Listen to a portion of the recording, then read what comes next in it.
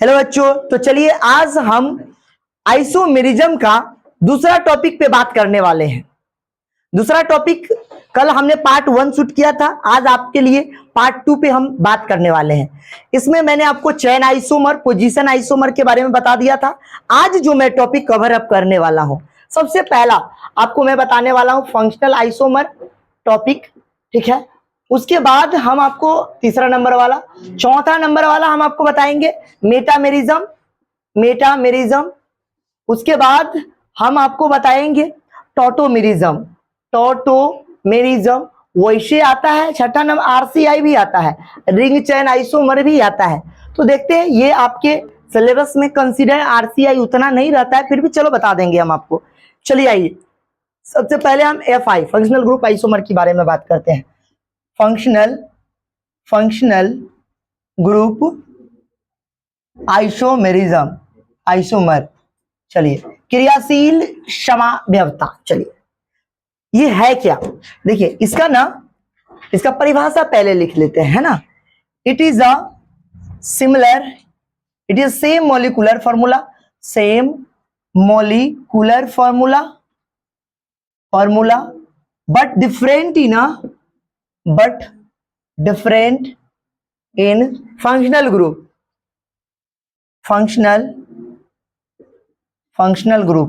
but different in a functional group is called functional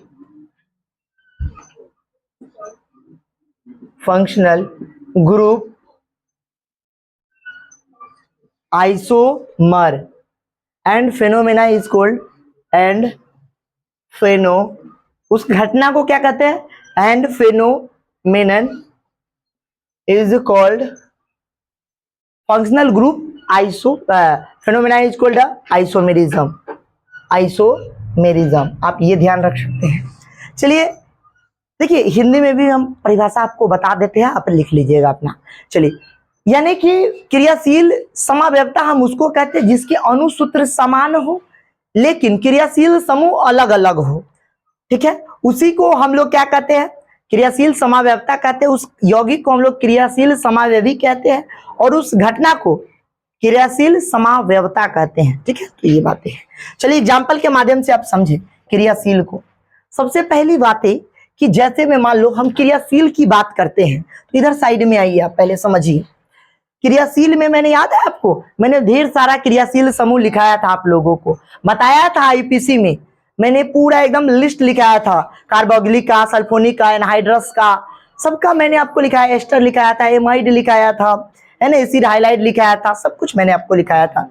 वो सारे चीज जो इथर हो गए, एस्टर हो गए, ये सारे के सारे जो है उसी को हम लोग क्या कहते हैं? क्रियाशील समावयवी कहते हैं, ठीक है। चलिए आइए, तो हम इसमें बात करते हैं, एक दो कंपाउंड लिखते हैं। चलिए, CH3 CH2, यहां देखिए CH3 CH2, यहां पे हमने लिखा CH2 और मैंने लिख दिया C डबल बॉन्ड O और इधर लिख लिया H, ठीक है। अब यहां पे देखो बाबू, समझना बहुत जरूरी का चीज है, समझना बड़ा जरूरी है।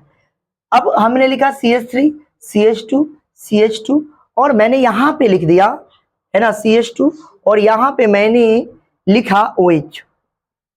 अब आपसे मैंने पूछा कि ये क्रियाशील समावयवी है क्या, तो आपने बोलना है हाँ या ना। तो क्या चेक करेंगे? पहले परिभाषा के हिसाब से मैंने आपको परिभाषा क्या बताया है, जिसका अणुसूत्र समान हो लेकिन क्या अलग हो? क्रियाशील समूह अलग हो। सर क्रियाशील इसका और इसका अलग है सर, क्योंकि सर ये ना एल्डिहाइड है, ये क्या है? एल्डिहाइड है, और ये क्या है अपना? एल्कोहल है। समझ रहे बात को कि नहीं? एल्कोहल है, समझिए बात को अच्छे से, ताकि आपको किसी तरह का कोई डाउट न रह जाए। आप समझिए ध्यान से, ये एल्डिहाइड है, ये आपका एल्कोहल हो गया। चलिए, तो हम इसका अब अणुसूत्र चेक कर लेते हैं। चेक कीजिए कितना कार्बन है, तो आपने कहना है C4। कितना कार्बन है? C4। देखते चलिए, आराम से लिख लीजिएगा। 3 2 5 5 2 7 और 1 C4H8O आ गया, आया ना? C4H8O आ गया। अगर आप इसका मॉलिक्यूलर सूत्र लिखने की कोशिश करेंगे तो क्या होगा? CnH2nO होगा। क्या हो जाएगा? CnH2nO। समझ में आ रही है बातें? सर कैसे होगा ये? कारण समझाता हूं मैं आपको, क्योंकि आप देखे हैं ये 2 गुना है, 4 दूना 8, तो कौन सा फॉर्मूला लगेगा? मैंने आपको बहुत तरीका से बताया था ये सारी चीजें, CnH2n वो क्यों होगा, है ना, कारण बताया था ना मैंने आपको। मैंने कहा था जब भी आपको किसी का भी लिखना है तो आपको 3 ही फॉर्मूला आपको पता है। एक ये आप इसी पे काम कर सकते हैं, CnH2n +2, दूसरा नंबर पे CnH2n, और एक क्या बताया था, CnH2n -2। तो इसके लिए अल्केन था ANE, ENE और YNE, है ना। तो इसमें क्या हो रहा है, दुगुना करके 2 जुड़ रहा है, इसमें दुगुना करके छोड़ दिया जा रहा है, इसमें माइनस हो रहा है। तो आपको समझ में आ गया, 4 दूना 8, n क्या था, नंबर ऑफ क्या, कार्बन की संख्या n था, है ना। तो उस आधार पे चलिए आइए, अब ये उतना है, इसको चेक कर लेते हैं, क्या ये भी वही है क्या, 1 2 3 4, और ये रहा C4, 3 2 5 5 2 7 8 9, ज्यादा हो रहा है क्या, ज्यादा हो रहा है, 3 2 5 5 2 7 7 और 2 9 और 1 10, C4H10 हो रहा है। और इसमें कितना हो रहा है, इसको अच्छे से गिनिए, 3 3 2 5 5 2 7 1 8 ही हो रहा है ना। यानी कि अगर आप इसको देखने की कोशिश करेंगे तो इसका अनुसूत्र कुछ ये बन गया, CnH2n +2 O बन गया। क्या समान है क्या, तो आपको तो देखने में तो लग रहा था शुरू में कि ये समान होगा। तो आप हमको बताइए, क्या ये Fi है, फंक्शनल ग्रुप आइसोमर है? नहीं है ना, नहीं है। कैसे है, आप ही समझ के देखो ना। इसका आपने परिभाषा क्या लिखा है, आपने परिभाषा लिखा है कि जिसका अनुसूत्र समान हो लेकिन अनुसूत्र समान हो लेकिन क्रियाशील समूह अलग अलग हो। ये बात तो सत्य है कि क्रियाशील समूह अलग अलग है, लेकिन अनुसूत्र कहाँ समान है। तो आपका ये Fi functional group isomer FGI नहीं है। बात समझ में आई सर, फिर FGI है कौन? चलिए करते हैं आगे की ओर चलते हैं, कोई बात नहीं, आगे की ओर देखते हैं हम कौन है ना। आइए दूसरा नंबर वाला CH3 CH2, ठीक है। और यहाँ पे मैंने लगाया ऐसे CH3 लगाया, ठीक है। अब मैंने इसको देखा CH3 CH2, और मैंने यहाँ पे CH2 और मैंने यहाँ पे OH लगा दिया। अब मैंने चेक करना है, क्या करना है, CH3 CH2, यहाँ देखिए CH2, और यहाँ क्या लगाना है, OH, ठीक है।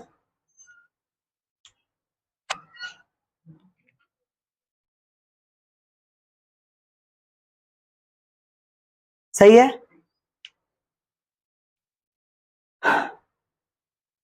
चलिए देखिए इसको चेक करते हैं। इसमें क्रियाशील समूह बताओ। सर ये तो हमें ईथर लग रहा है, क्या लग रहा है, ये तो क्या लग रहा है हमको, लग नहीं रहा है ही, क्या है ये, ईथर है। पर ये देखो बाबू, ये क्या है अपना, एल्कोहल है, दिख रहा है ना एकदम फ्रेशली, एल्कोहल एल्कोहल, ये क्या है अपना, एल्कोहल है। चलिए तो अब इसका हम लोग अनुसूत्र चेक करने की कोशिश करेंगे। यहाँ पे कितना है, 1 2 3 कार्बन है, तो क्या लिखेंगे C3, और हाइड्रोजन कितना है, लिखते भी चलिए आप लोग अपना साथ ही साथ, ठीक है। चलिए 3 2 5 5 3 8, ठीक है। तो ये आप अपना जहां समझने वाली चीजें होगी, मैं आपको अभी 1 मिनट रुक जाइए, लिखने से पहले 1 मिनट रुक जाइए, पहले देख लीजिए उसके बाद लिख लीजिएगा, पहले समझिए, क्योंकि समझना बहुत जरूरी है। जो चीज आप क्लास में अच्छे से समझ लेते हो वो सबसे बेस्ट होता है, ठीक है ना। चलिए तो इसको हम क्या करते हैं, यहां पे लिख लेते हैं 1 2 3 C3, 3 2 5 5 3 8, कितना हो जाएगा, C3H8 हो जाएगा, ठीक है। चलो अब इसको तो मैंने लिख लिया अनुसूत्र, इसका अनुसूत्र क्या बना, CnH2n +2, ठीक है। और इसका देखो C3 हाँ 3 2 5 H8 हो जाएगा क्या, तो क्या हो जाएगा CnH2n, अच्छा O लिखना भूल गए, है ना, O भी तो आएगा, CnH2n +2 और O आ जाएगा, ठीक है ना। तो देखो दोनों का अनुसूत्र कैसा है, क्रियाशील समूह क्या है। अब बताओ ये FGI है कि नहीं है, यही चीज मैं तेरे को समझा रहा था, समझे। चलिए तो वीडियो को पॉज कीजिए और आराम से आप इसको लिख लिए नल। चलिए आगे की ओर हम चलते हैं, आगे की ओर हम चलते हैं फंक्शनल ग्रुप आइसोमर के बाद। चलिए कुछ एग्जांपल और ले लेते हैं साथ ही साथ, चलिए जल्दी जल्दी हम एग्जांपल ले लेते हैं, आप लोग आराम से करते रहिएगा। चलिए देखिए, functional functional group isomerism, isomer ये है। चलिए इसमें तीसरा एग्जांपल देखिए और बताइएगा कि इसमें से कौन है कौन नहीं है, आप लोग के लिए टास्क है, वीडियो पॉज करके बताएं। CH2 C double bond O, यहाँ पे OH, ठीक है। ये चौथा नंबर वाला CH3 CH2 C double bond O,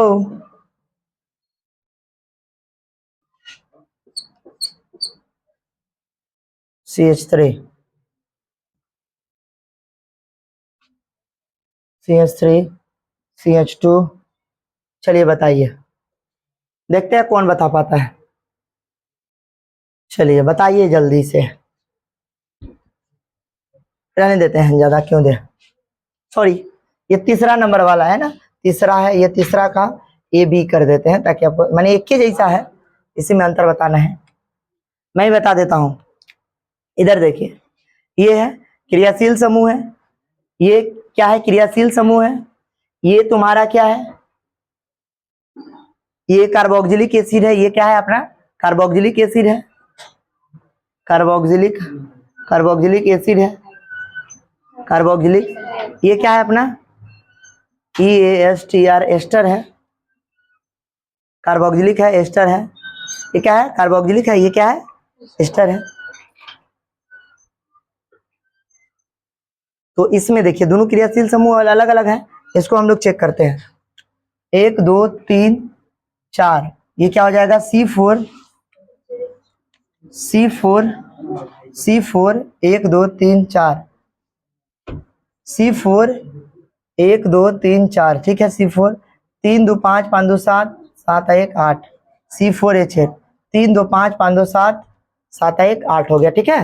O2 हो गया। तो इसके लिए कितना हो जाएगा मॉलिक्यूलर फॉर्मूला, आप लिख सकते हैं CnH2n होगा ना, हो और O2। चलिए ये हो गया अनुसूत्र। देखो यहाँ पे ध्यान से, यहाँ पे 1 2 3 4, तो इसके लिए क्या लिखिएगा, C4 3 3 2 5 5 3 8, C4H8 O2। इसके लिए बताओ CnH2n O2, C4H2 CnH2n O2, ठीक है। तो आप देख सकते हैं ये हो गया, ये हो गया, ये दोनों अलग अलग हो गया। चलिए तो आप देख सकते हैं इसका क्रियाशील समूह अलग है लेकिन अणुसूत्र समान है, तो इसीलिए ये क्या हो जाएगा, FGI हो जाएगा। क्या हो जाएगा, FGI हो जाएगा, फंक्शनल ग्रुप आइसोमर हो गया। चलिए अब हम मेटामेरिज्म की बात करते हैं, ठीक है। चलिए लिख लीजिए इसको एक बार आप। चलिए FGI,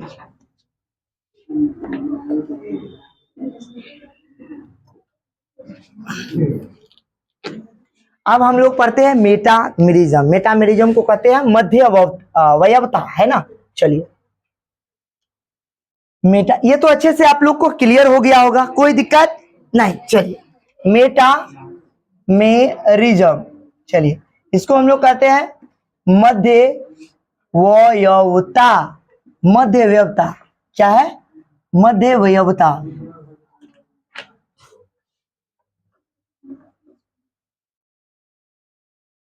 ठीक है, चलिए सबसे पहले कि मध्य वयवता होता क्या है, देखिए इसमें यानी कि ये ऐसे यौगिक होते हैं, इसमें क्रियाशील समूह के दोनों तरफ जो समूह होता है ना, उसकी लगने की जो स्थिति है ना, उसमें भिन्नता दिखाई देता है। देखिए when any compound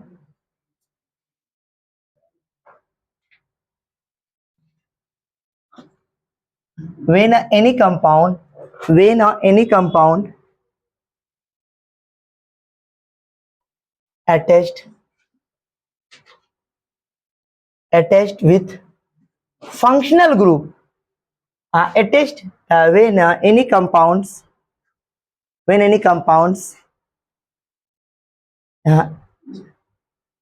attached with side chain.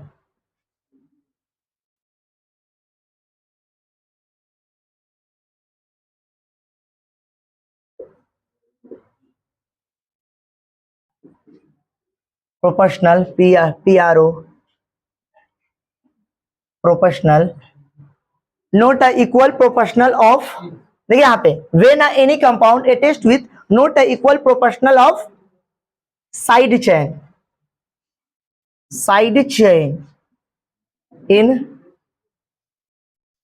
in a functional group, in a certain functional group, certain functional group, in a certain functional group, then these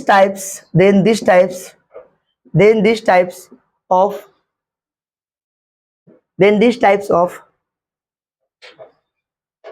compound is metamer, and phenomena is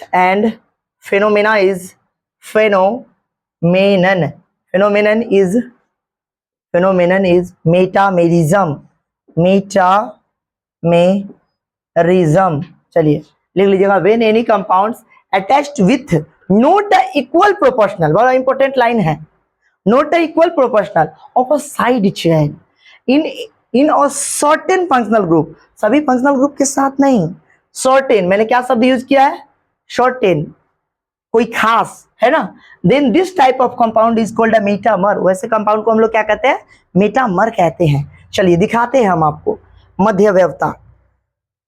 जैसे मैं मान लीजिए कि हमने लिखा, क्या लिखा, देखिए यहाँ पे, जैसे मैंने फंक्शनल ग्रुप लिखना है CH3, यहाँ पे लिखना है CH2, ठीक है, यहाँ पे मैंने लिखना है CH2, और यहाँ O लिखना है, और यहाँ क्या लिखना है, CH3 लिखना है।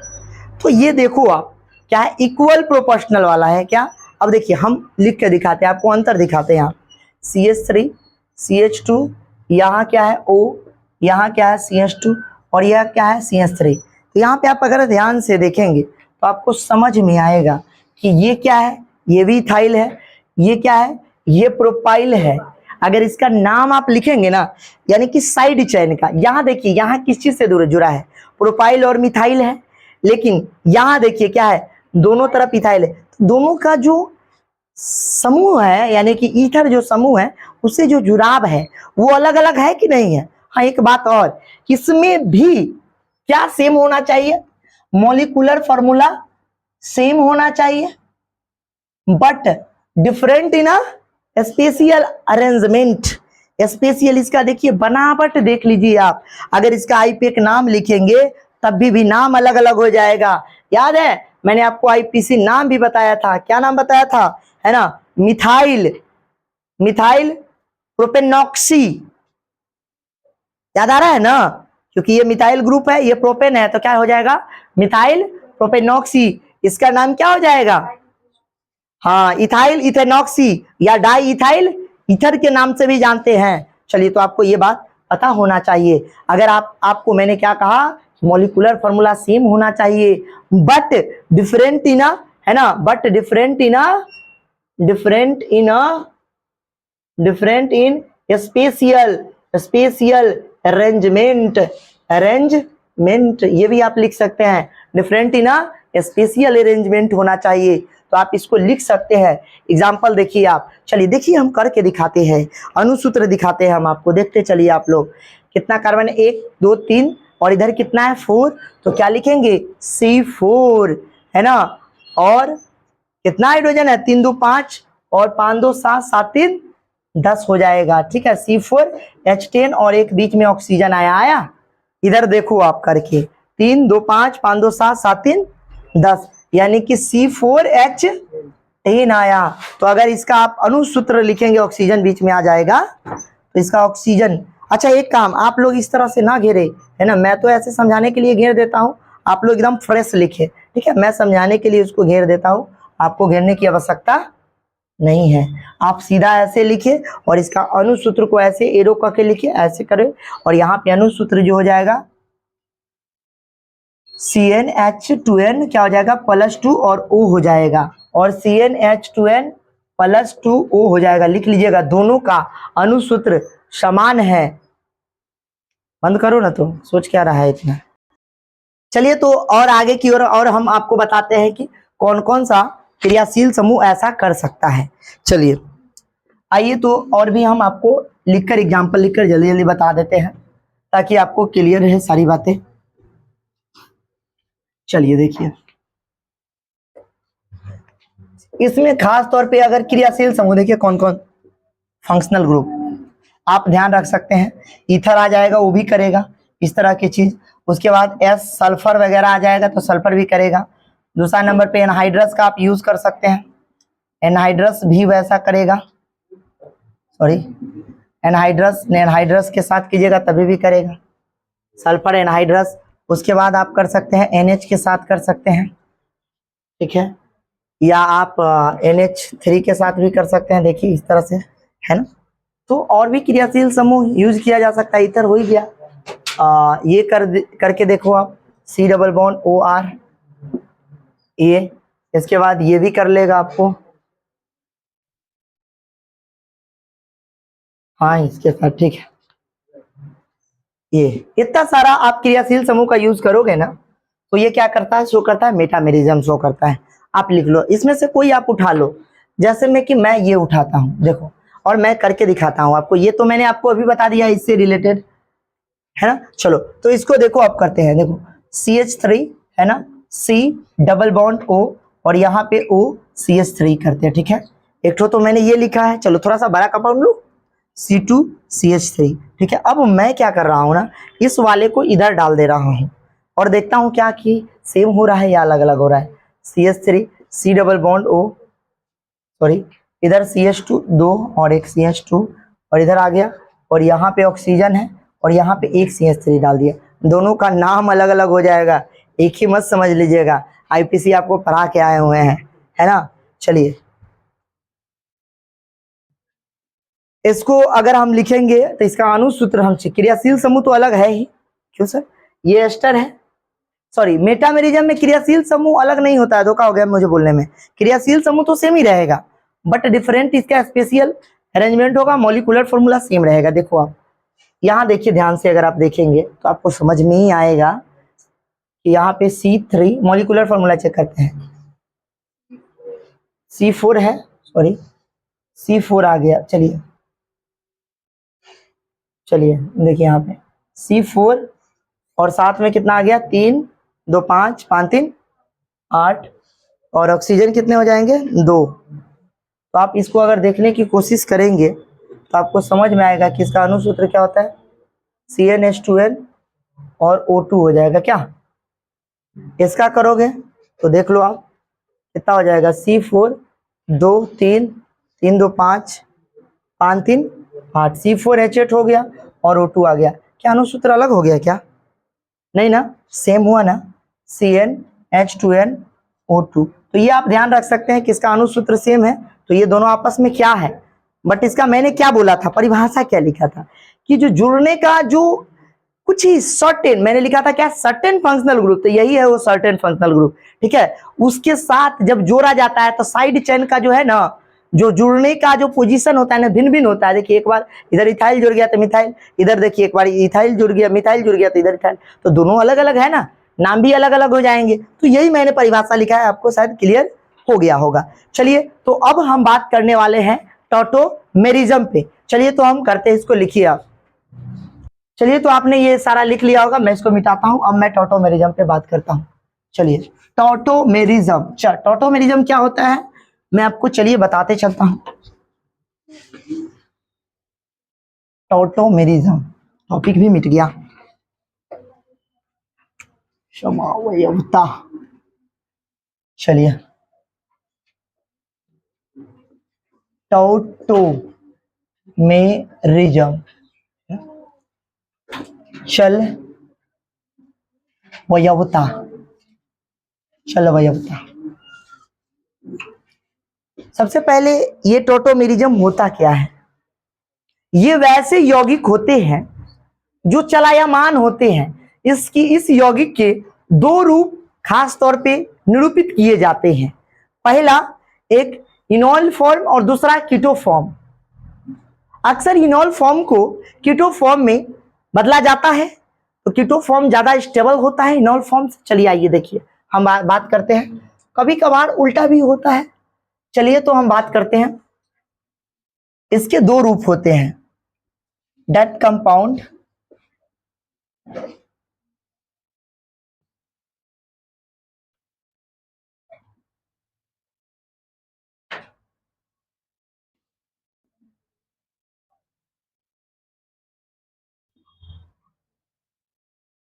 it is a two form.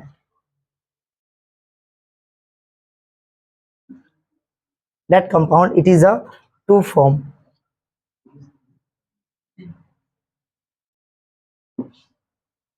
One is enol and other is keto form. Sorry, other is keto form.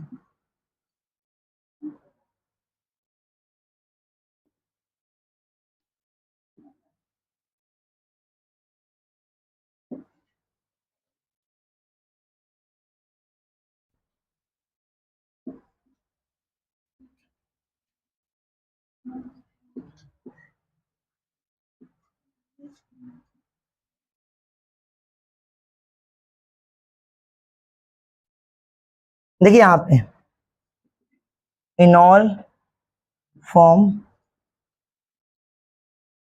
को बदला जाता है कीटो फॉर्म में और कीटो को बदला जाता है इनॉल फॉर्म में, तो ये संकेत होता है। चलिए आइए तो हम बात करते हैं। ये चलायमान होता है, इट इज अ मूवेबल, नाम से पता चल रहा है ना, it is a movable compound, it is a movable compound. चलिए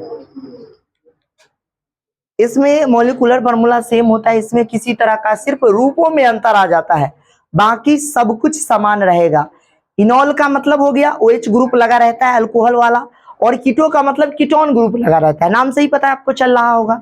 तो चलिए हम एग्जाम्पल के द्वारा और अच्छे से आपको समझाने की कोशिश करते हैं। चलिए तो देखिए आप इस साइड में और कुछ एक एग्जाम्पल लेते हैं, वैसे ढेर सारा एग्जाम्पल है इसके। चलिए लेकिन कुछ एग्जाम्पल हम आपको दिखाते हैं। CH3C double bond O CH2, यहाँ पे C double bond O CH3। अब देखो ध्यान से, अगर आप इसको देखने की कोशिश करोगे तो आपको समझ में आएगा कि इसको हम कीटो से इनॉल फॉर्म में बदलते हैं। तो देखो अब ध्यान से देखो, अब लिखना बंद कर दो, अब बस बोर्ड पर ध्यान दो, आप समझे। चलिए ये वाला जो है इधर की ओर जाएगा, सॉरी ये वाले को हमने कहाँ भेजना है, इधर भेजना है, ठीक है। तो अब ये इधर जाएगा तो यहाँ पे क्या हो जाएगा CH3C, और यहाँ पे क्या हो जाएगा, यहाँ से गया तो यहाँ पे माइनस हो जाएगा, और यहाँ पे क्या आ जाएगा, डबल बॉन्ड आ जाएगा यहाँ पे। अब यहाँ का हाइड्रोजन था, यहाँ से ध्यान से आप देखोगे तब आपको समझ में आएगा, थोड़ा सा स्टेप है। यहाँ पे दो हाइड्रोजन, ये यहाँ से उड़ जाता है और ये जो है यहाँ पे आ जाता है, ठीक है। ध्यान से देखो, घर पे जाके सोचना, H यहाँ पे C डबल बॉन्ड O, यहाँ पे CH3, और ये H जो उड़ा था ना, ये H जो उड़ा था ये यहाँ पे बन जाएगा, तो OH हो गया, और ये यहाँ पे आ गया, ये इधर आ गया C डबल बॉन्ड O, और ये CH3 आ गया। तो आप समझ पा रहे हैं, ये देखिए ये दोनों के दोनों कीटो में है, ये दोनों फॉर्म हो गया कीटो इनॉल फॉर्म हो गया। कैसे हो गया, कीटो इनॉल, इसमें कीटोन भी है और इन OH ग्रुप है, तो इसीलिए इस ग्रुप को क्या कहा जाएगा, कीटो। तो इससे देखो आपने इसको बना दिया, ठीक है। समझ में आ रहा है बात, इसको आप अच्छे से एक बार लिख लीजिए। चलिए पोज कीजिए। तो हम बात करते हैं, यहाँ पे आप देख रहे हैं ये कौन सा फॉर्म है, कीटो फॉर्म है, क्योंकि दो दो कीटोन है। तो चलिए अभी हम आपको इनॉल बनाकर दिखाते हैं। ये कौन सा रूप है, कीटो रूप है ना। कीटो रूप का मतलब क्या है, कीटो form.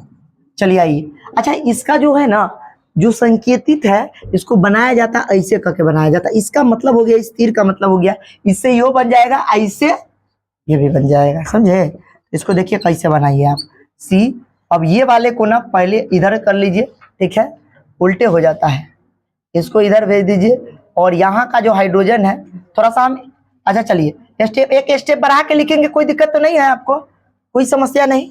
CH3 C double bond O, और यहाँ देखिए बस हो ये गया है, आप C डबल बॉन्ड O और यहाँ पे O ले लीजिए, इधर C2H5 ले लीजिए।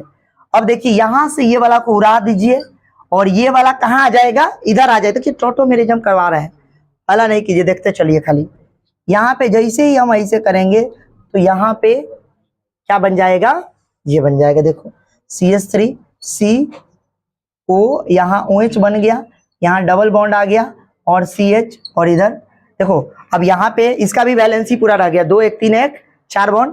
देखो वैलेंसी आप चेक कर सकते हो, है ना, अभी हर जगह पे वही बना रहेगा, ठीक है। तो देखिए हमने क्या बना दिया इस वाले रूप से। अगर कहीं किसी किताब में डायरेक्ट इतना स्टेप नहीं लिखा रहे, अगर डायरेक्ट ऐसा लिखा रहे CH3 C double bond O और CH2 C double bond O और O C2H5, ठीक है, इसको डायरेक्ट अगर कोई ऐसे लिख दे, देखो बाबू ऐसे लिख दे डायरेक्ट, ये बना दे, तो उससे लड़ने झगड़ने नहीं लगना, कहना ठीक है ना, कहना कि ठीक है। आपकी किताब में दरअसल ऐसे ही बनाया गया है, समझे, आपकी किताब में ऐसे ही बनाया गया है। तो ये ऊपर वाला कीटो फॉर्म है, ये कैसा है, इनॉल फॉर्म है, ये कैसा है, इनॉल फॉर्म, और ये कैसा है, कीटो फॉर्म है। तो ये इसी स्टेप को मैंने शॉर्ट में ऐसे लिख दिया है, बात समझे कि नहीं समझे। तो यही वही बात है, आप इसको अच्छे से लिख ले। चलिए तो आज रहने देते हैं।